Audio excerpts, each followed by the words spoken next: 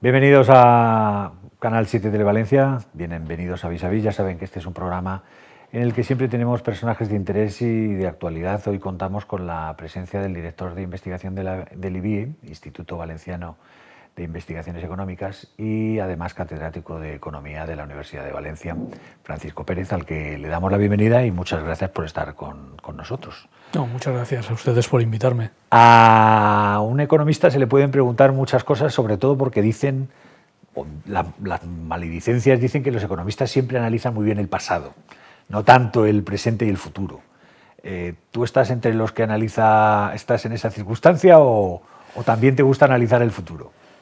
Bueno, me gustaría adivinarlo, ¿no? Pero los economistas bien informados deben saber, yo creo que saben, que ni ellos ni nadie conoce realmente el futuro, ¿no?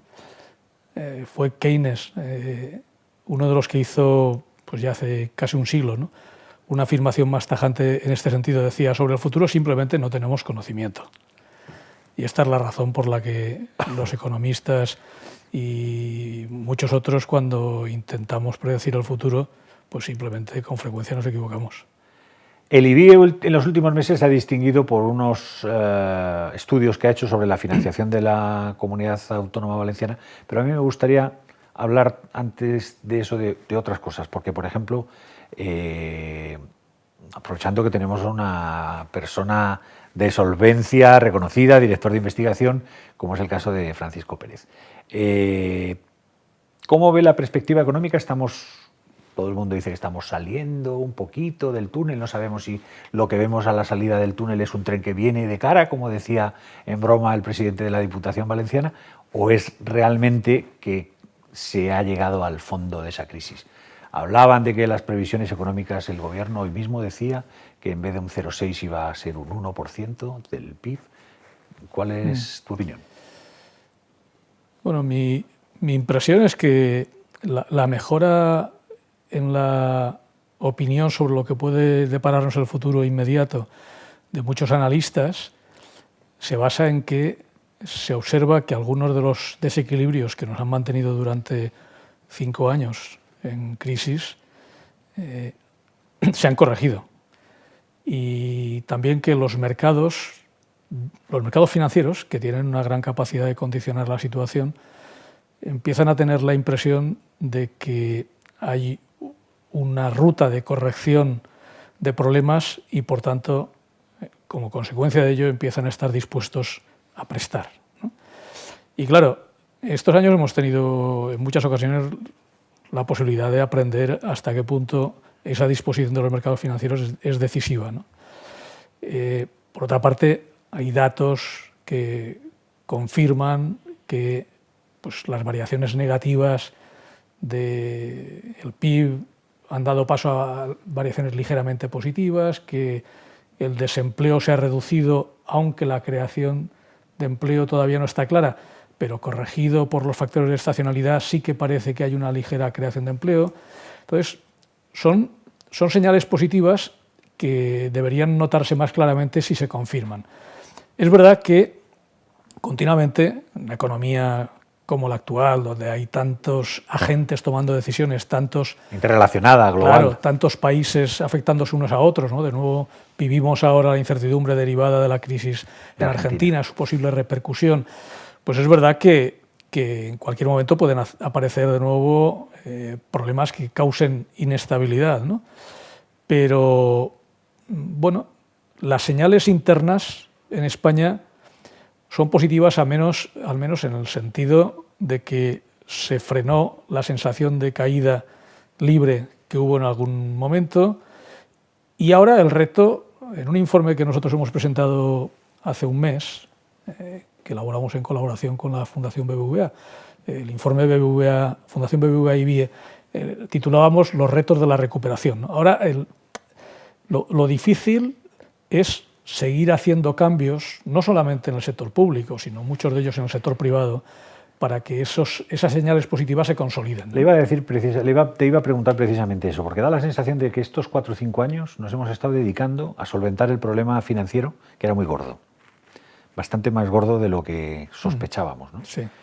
que el Estado está en un endeudamiento importante y que para que ese endeudamiento se reduzca, pues tendremos que mejorar en recaudación fiscal y, por tanto, crecer el PIB más del 1%, y no solo eso, sino reducir algo las administraciones en general, ¿no? Porque si no... Bueno, claro, si uno mira el programa de actuación que en estos momentos tiene el sector público en España, que es el llamado programa de estabilidad, lo que observa es que el objetivo es, efectivamente, reducir el gasto y aumentar los ingresos para que, como resultado de las dos cosas, se reduzca el déficit, el desajuste muy importante en estos años pasados entre ingresos y gastos. Desde luego, el crecimiento de los ingresos tiene que venir, en primer lugar, a ser posible del crecimiento económico, porque si no es así, el crecimiento de los ingresos tendría que venir de una mayor presión fiscal. Esa mayor presión fiscal puede conseguirse o bien aflorando bases tributarias, es decir, haciendo que pague más gente. Haciendo una inspección a lo mejor más... Por supuesto, mejorando la lucha contra el fraude y si no, tendrían que aumentar tipos, que es lo que yo creo que nadie desea. Por tanto, el crecimiento es la primera palanca de recuperación de los ingresos públicos y la más positiva. Y respecto del control de los gastos, yo creo que ahí hay un aspecto muy importante, ¿no? Yo creo que los ciudadanos tienen a veces la sensación de que en algunos temas el sector público asumió compromisos que después no puede cumplir. No puede cumplir y tienen la sensación de que a mitad de partida ha cambiado las reglas, ¿no? De pronto se nos dice que las pensiones no evolucionarán como evolucionaban, sino que tendrán que ajustarse a la capacidad de pago de la Seguridad Social, lo cual financieramente es razonable, pero no deja de ser una sorpresa para una parte de los futuros pensionistas, o se nos dice que hay que pagar una parte de la prestación sanitaria o que hay que pagar más matrícula para ir a la universidad. Entonces, claro, aquí yo creo que hay un asunto que es muy importante distinguir, ¿no? El sector público tiene que pasar de una etapa en la que la urgencia financiera obligaba o ha obligado a controlar drásticamente muchos gastos, a hacer un planteamiento más claramente selectivo, donde el esfuerzo de control del gasto se ponga allí donde está más justificado porque hay ineficiencias que corregir. Pero desde mi punto de vista no se trata de recortar de manera generalizada, porque en algunos de esos recortes puede ir un condicionante negativo para lo que sea nuestro futuro crecimiento, precisamente, ¿no? Por ejemplo, claro, la partida que más se ha ajustado en estos años, pero mucho más que cualquier otra, ha sido la inversión pública. De hecho, según nuestros estudios, en el último año, la inversión pública que queda, que resta, no llega a cubrir siquiera la depreciación del capital público que tenemos acumulado. Y eso es preocupante. Es preocupante sobre todo porque seguramente responde a la urgencia financiera y al hecho de que la inversión pública ofrece menos resistencia para ser recortada que, por ejemplo, los gastos sociales, claro. Pero ¿no se han hecho en este país también demasiadas infraestructuras que después no se le saca el rendimiento debido? Seguro que hay ejemplos concretos de infraestructuras públicas insuficientemente utilizadas o incluso simplemente no utilizadas. Hay ejemplos que podríamos decir que son clamorosos, ¿no? Y evidentemente esto en el sector público, lo mismo que en el sector privado también sucedió, es una de las consecuencias de algo que sucedió en el boom y que deberíamos aprender, que fuera una lección que quedara durante el mayor tiempo posible, ¿no? Y es que la facilidad de financiación y tener muchos recursos no justifica nunca hacer gastos que sean improductivos. No quiero desaprovechar la oportunidad de tenerte aquí para que nos expliques qué es el IBIE, el Instituto Valenciano de Investigaciones Económicas, que además es un instituto de los más considerados en España y que ya tú mismo nos has comentado que trabaja con el Departamento de Estudios del BBVA y con muchos otros, que hace trabajos para terceros fundamentalmente y que, aparte de que es pluridisciplinario, creo que hay... Sí, el IBIE es un instituto de investigación que se creó en 1990, de manera que ya el año que viene cumpliremos 25 años, y desde el principio tuvo varios objetivos. El primero fue apoyar la formación y la consolidación de equipos de investigación vinculados a las universidades valencianas.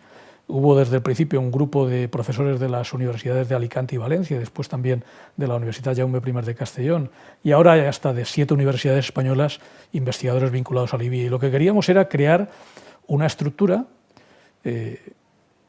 que sirviera de apoyo para el desarrollo de investigación, y hemos dicho que además es una cosa que queríamos hacer, siempre lo hemos dicho, con raíces en la Comunidad Valenciana, pero con horizontes cuanto más lejos mejor, ¿no? Y de hecho hemos ido progresivamente ampliando ese horizonte con colaboraciones nacionales e internacionales. Estamos ahora muy presentes, incluso liderando proyectos del séptimo programa marco de la Unión Europea. Entonces, nuestra doble vocación es apoyar la investigación de calidad, desarrollarla y también ocuparnos de temas que interesan a la sociedad.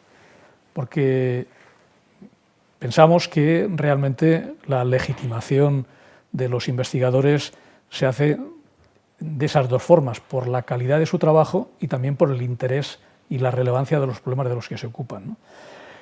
Y bueno, esto es lo que venimos haciendo ya desde hace más de 2 décadas, ¿no? Y en eso el IBIE habrá sido un poco adelantado a los proyectos que ahora se están por el programa 2020 de la Unión Europea, en alguno de esos proyectos que ustedes, que vosotros trabajáis. En algunos de los temas, a nosotros siempre nos ha interesado mucho el desarrollo económico, las fuentes del crecimiento, y desde ese punto de vista sintonizamos bien con esos objetivos del Horizonte 2020, ¿no? Porque en realidad las preguntas que se hace Europa son, en primer lugar, hace ya algún tiempo Europa se preguntó, bueno, ¿y por qué tenemos dificultades para mantener el ritmo al que mejoran otras áreas económicas? Unas porque empujan desde abajo los emergentes, otras porque lo hacen a pesar de llevar mucho tiempo arriba, como es los Estados Unidos, ¿no? ¿Cuál es la posición de Europa en el escenario competitivo actual, ¿no? Y en ese momento el diagnóstico fue, bueno, Europa, para ser competitiva, tiene que apostar decididamente por el conocimiento como base de la competitividad. No puede competir basándose en costes bajos que no tiene, pero sí puede competir basándose en el capital humano y en la tecnología que sí tiene, pero tiene que aprovecharla mejor productivamente. Bueno, eso evidentemente es un desafío para España clarísimo, ¿no? Porque lo que a nosotros nos ha pasado más que a otros países de Europa es que hasta hace poco éramos los emergentes del continente, pero hemos sido desplazados por los emergentes de ahora, ¿no? Que son claro, Europa del Este. Europa del Este, Asia, América Latina. Entonces, nosotros no nos podemos reinventar. Tenemos que hacer un esfuerzo de contención de costes, pero nuestro futuro no puede ser solo la contención de costes, tiene que ser la generación de valor añadido. A eso iba yo ahora a preguntarte, precisamente porque creo que he leído algunas declaraciones tuyas y en las que mi pregunta concretamente va hacia dónde tiene que ir la Comunidad Valenciana en este caso, porque esta crisis se ha llevado instituciones financieras, industrias, empresas, de todo tipo. Estamos replanteándonos hacia dónde queremos o debemos ir, hacia dónde deberíamos ir. Curiosamente, el sector hortofrutícola, con las 2 grandes marcas o las 3 grandes marcas valencianas, es el único que ha crecido en el resto de España, como Consum, Mercadona, Más y Más, ¿no? Claro. Yo creo que la Comunidad Valenciana tiene que ir en esa dirección que antes comentaba. Tiene que ir hacia desarrollar un tejido productivo en la que los recursos más capaces de generar valor añadido, que son los basados en el conocimiento, estén cada vez más presentes. Tiene que hacerlo sobre bases realistas, es decir, no se trata de pasar de la alpargata a la aeronáutica, sino de preguntarse en cada una de nuestras actividades, dentro de los sectores que tenemos, qué actividades concretas, qué especializaciones nos pueden hacer que generemos más valor, que quiere decir que produzcamos bienes y servicios por los que el mercado pague más, de manera que nosotros podamos con eso pagar mejores salarios y generar más beneficios. Entonces, podríamos repasar sector por sector lo que eso significa. Por ejemplo, en el sector agroalimentario, ya la primera advertencia que habría que hacer es que se trata de considerar un conglomerado que va desde la agricultura hasta la distribución de productos y que en el medio tiene muchas industrias transformadoras. Bien, en esas actividades, en todas ellas, podemos ser nosotros los que desarrollemos las actividades por las que se paga más o quedarnos en aquellas actividades por las que el mercado paga menos. El reto está en estar en las primeras. La manufactura, ¿no? Esta idea, este debate que a veces se plantea sobre la industrialización. Bueno, la reindustrialización es tanto más interesante cuanto se trate de una industria más avanzada, porque la industria tradicional, basada en costes bajos y en productos simples, no es el futuro para nosotros. No. Las industrias, ahora en estos momentos hay industrias que son muy importantes para nosotros, ya son industrias de tecnología medio-alta, por ejemplo, el automóvil, ¿no? Todo el clúster desarrollado alrededor de Almusafes, ¿no? Pues eso sin duda en estos momentos es un punto fuerte sobre todo porque además es un ejemplo de cómo es compatible competir desde aquí con nuestros salarios de aquí. En ocasiones, cuando se habla de unos costes que impiden competir, se ignora que ciertas empresas sí que son capaces de competir con esos mismos costes. ¿Por qué? Porque son muy productivas, porque los salarios que pagan están bien alineados con su productividad. Pero claro, incluso en ese sector habría retos, los hay, ¿no? Estaría el reto, estamos en el reto de pasar a fabricar productos de gama más alta, de que los proveedores se ubiquen más en el entorno de la factoría motor, que es la de Ford en Almusafes. Si vamos a los servicios, el caso del turismo, ¿no? Claro que hay que seguir apoyándose en el turismo, pero en el turismo tenemos también que ser capaces de que cada vez se retengan las actividades que generan más valor. Eso quiere decir mejorar la calidad, diversificar. Por supuesto que el turismo llamado de sol y playa es el grueso de nuestro negocio en ese terreno y hay que seguir. Yo creo que no debemos renunciar a nada. Lo que debemos es mejorarlo todo. Segmentar a lo mejor y buscar determinados nichos que no hemos trabajado hasta Claro, ahora. porque al final los nombres de los sectores indican relativamente poco, ¿no? Por ejemplo, el textil o el calzado, ¿no? ¿Qué vale un par de zapatos? Bueno, un par de zapatos puede valer 30 euros y 150. Por tanto, no es el mismo valor añadido generado. No es el mismo contenido el de un par de zapatos y otros. En el zapato de 150 hay más diseño, más imagen de marca, más tecnología, mejores redes comerciales, etc. Bueno, esas son las oportunidades, ¿no? En los últimos meses han sacado ustedes un informe, no tenemos mucho tiempo, pero vamos a abordarlo, en el que hablaban de la mala financiación durante ya bastantes años de la Comunidad Valenciana.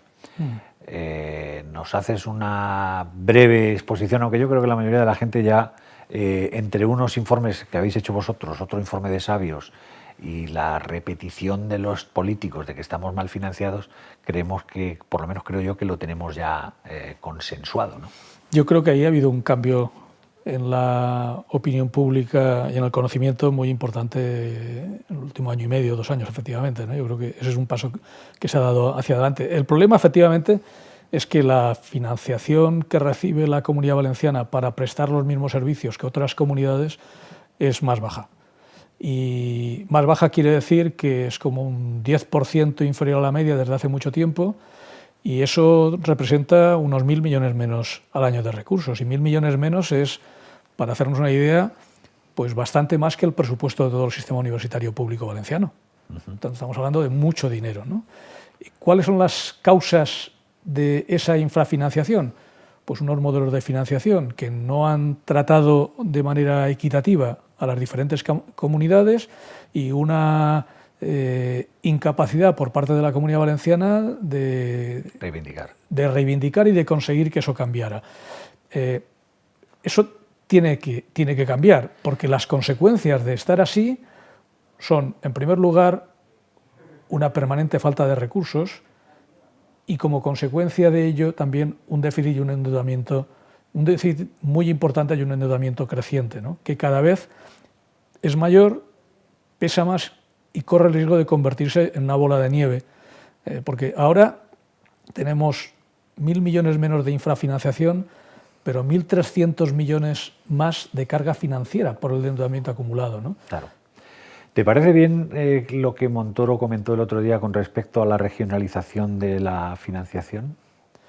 A mí, que la transparencia sobre las actuaciones del sector público sea mayor, me parece bien, y me parecería todavía mejor que, conocida la desigual actuación del sector público en los diferentes territorios, se tomaran medidas para que esa desigualdad se reduzca y se mantenga dentro de los límites explicables, porque en este momento, sorprendentemente, cuando uno mira los datos, nosotros también hicimos estudios hace unos años sobre esta cuestión, lo que se encuentra es que el sector público, ese del que hablábamos al principio de la conversación, cuando decíamos, bueno, ¿cuál es el tamaño del sector público? ¿Se tendrá que reducir el gasto?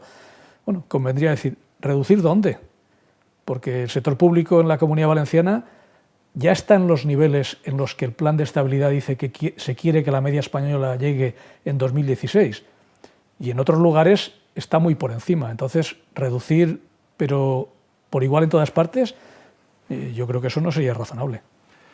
Estamos acabando nuestro tiempo. A mí me encantaría seguir hablando contigo porque la verdad es que me encanta escuchar tu conversación, pero no tenemos más tiempo. Despedimos a nuestros invitados siempre con una canción. Tú has escogido a Franco Battiato, que es el que suena, y el Centro de Gravedad Permanente. Sí. ¿Por qué? Bueno, me gusta la canción de Franco Battiato por lo que dice, ¿no? Y aparte de que la música es muy, muy bonita, ¿no? Dice cerco un centro de gravedad permanente, o sea, busco un centro de gravedad permanente. Y hace un relato un tanto humorístico, ¿no? De la complejidad del mundo en el que se mueve, ¿eh? Y dentro de esa complejidad a veces uno se pregunta ¿dónde está el centro de gravedad? ¿Qué es lo importante a lo que uno se puede agarrar para orientar sus decisiones, ¿no? A mí me parece una idea bonita. Y después cada uno tiene un centro de gravedad diferente.